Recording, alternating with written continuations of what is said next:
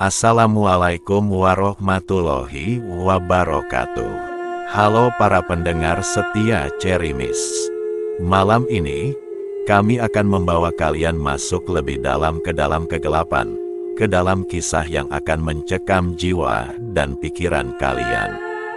Siapkan diri kalian, karena apa yang akan kalian dengarkan bukan hanya cerita biasa. Inilah kisah kutukan pocong, arwah yang tak seharusnya mati.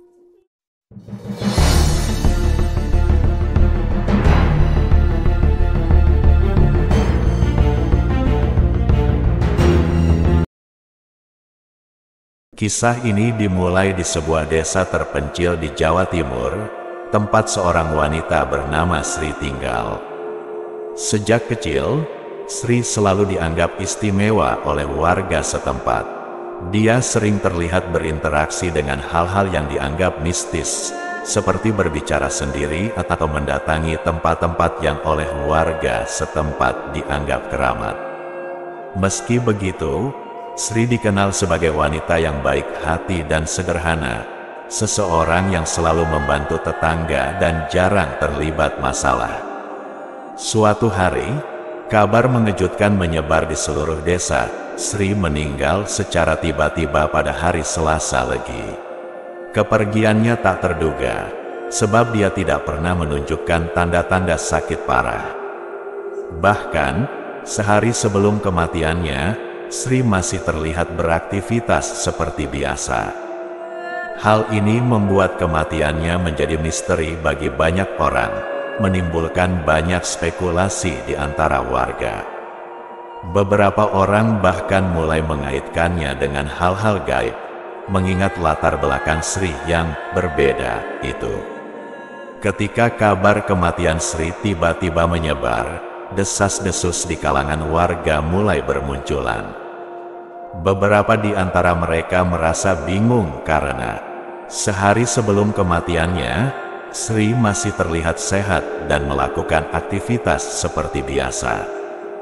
Hal ini menimbulkan pertanyaan, bagaimana mungkin seseorang yang tampak sehat bisa meninggal begitu saja? Spekulasi pertama datang dari warga yang menganggap bahwa Sri mungkin telah terkena guna-guna atau ilmu hitam. Sejak kecil, Sri dikenal memiliki kemampuan kebatinan yang berbeda dari orang lain. Tidak sedikit yang berpendapat bahwa dia telah berhubungan dengan kekuatan gaib atau roh-roh penunggu desa untuk memperkuat ilmu kebatinannya. Ada yang mengatakan Sri sedang melakukan ritual pengasahan ilmu kebatinan untuk mendapatkan kekuatan lebih besar, namun ritual tersebut malah berakhir tragis. Sumber kabar ini diperkuat oleh cerita dari beberapa warga yang pernah melihat Sri mendatangi tempat-tempat keramat sendirian, terutama di tengah malam. Ada pula yang pernah melihatnya membawa sesajen di suatu malam Selasa Legi sebelum kematiannya, yang dipercaya oleh sebagian orang sebagai malam yang baik untuk berkomunikasi dengan dunia gaib. Mereka meyakini bahwa Sri mungkin berusaha memperdalam ilmu kebatinannya melalui ritual tersebut, namun malah mengalami kegagalan fatal yang menyebabkan kematiannya. Cerita-cerita seperti ini dengan cepat menyebar dan memperkuat kecurigaan warga bahwa kematian Sri bukan kematian biasa. Warga yang dulunya bersikap netral pun mulai mempercayai bahwa Sri mungkin telah bermain dengan sesuatu yang terlalu berbahaya dan berakhir dengan cara yang tragis. Beberapa hari setelah Sri dimakamkan, suasana di desa yang semula tenang mulai berubah. Pada awalnya, warga hanya mendengar suara-suara aneh saat malam tiba, seperti tangisan lirih yang datang entah dari mana. Membuat bulu kuduk meremang. Tangisan itu semakin jelas ketika malam semakin larut, terutama setelah Isya. Warga mulai merasakan kehadiran sesuatu yang tak terlihat namun jelas terasa. Namun, keanehan ini tidak berhenti hanya pada suara. Beberapa warga yang nekat keluar rumah setelah matahari terbenam mengaku melihat sosok pocong melompat-lompat di antara bayang-bayang pohon dan rumah-rumah. Sosok itu menyerupai tubuh yang terbungkus kain kafan, melompat pelan namun pasti, dengan aroma busuk yang tajam dan menusuk hidung. Membuat orang yang melihatnya lari terbirit-birit. Kain kafan pocong itu tampak kotor, berlumuran tanah, dan basah, seolah baru saja keluar dari kuburan. Warga yakin bahwa sosok pocong ini adalah arwah Sri yang tidak tenang. Salah satu pengalaman paling menakutkan dialami oleh seorang remaja bernama Arman. Suatu malam, dia pulang larut setelah membantu tetangganya. Ketika melewati rumah almarhumah Sri, dia mendengar suara tangisan lembut, seperti suara seorang wanita menangis. Arman berhenti, merasa ada sesuatu yang tidak beres. Perlahan, dia menoleh ke arah asal suara.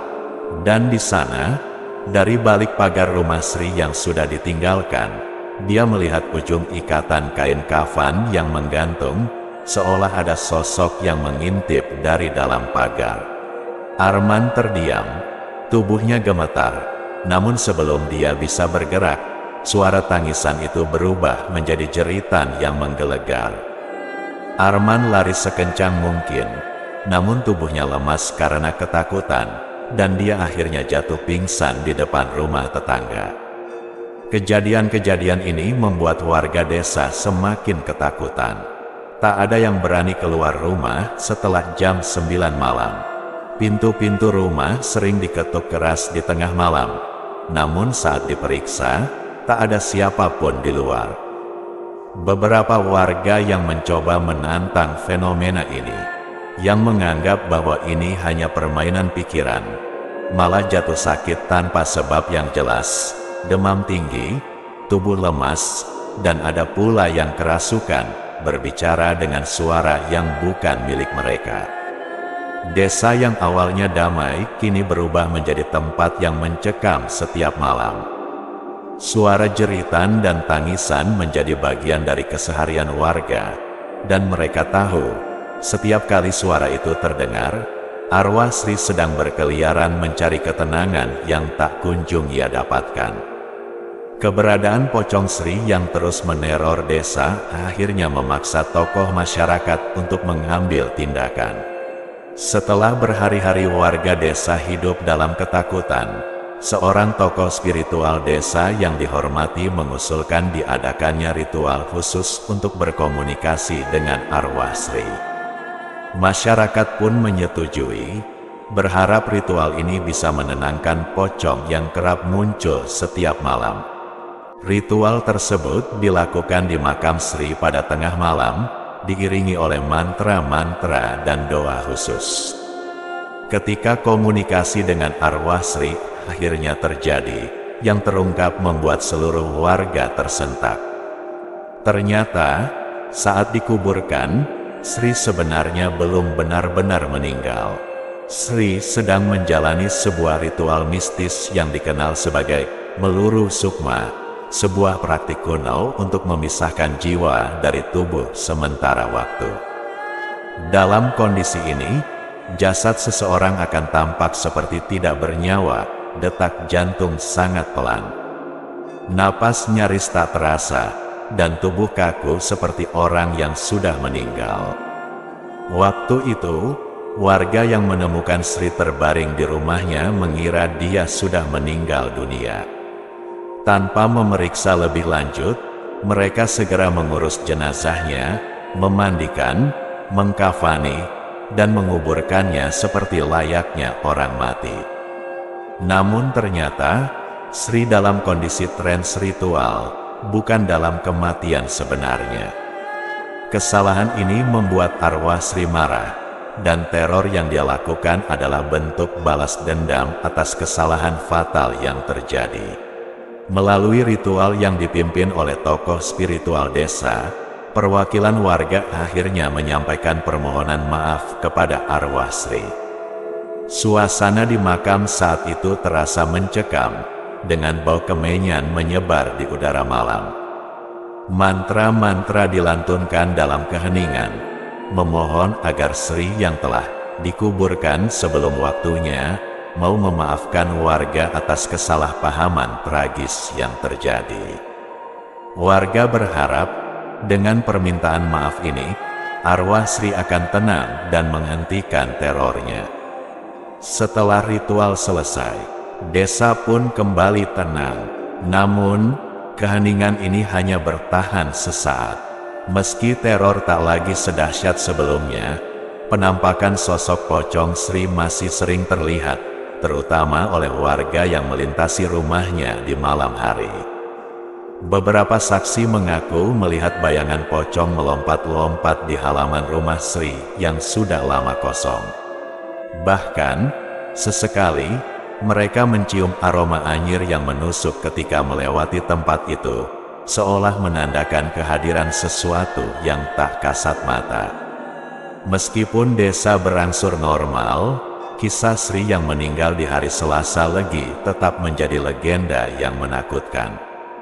Warga desa, terutama yang lebih tua, selalu memperingatkan generasi muda untuk tidak nekat melewati rumah dan makam Sri saat malam hari.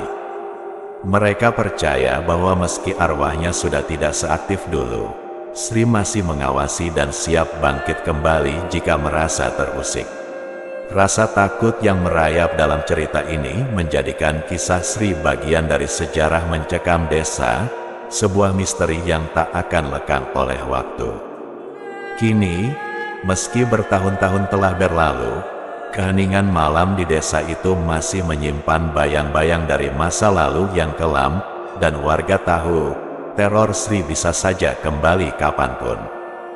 Terima kasih telah mendengarkan Kutukan Pocong, arwah yang tak seharusnya mati, bersama Cerimis. Ingatlah, malam tidak pernah benar-benar sepi, selalu ada sesuatu yang mengintai. Tetap bersama kami di Cerimis, karena masih banyak teror yang menunggu.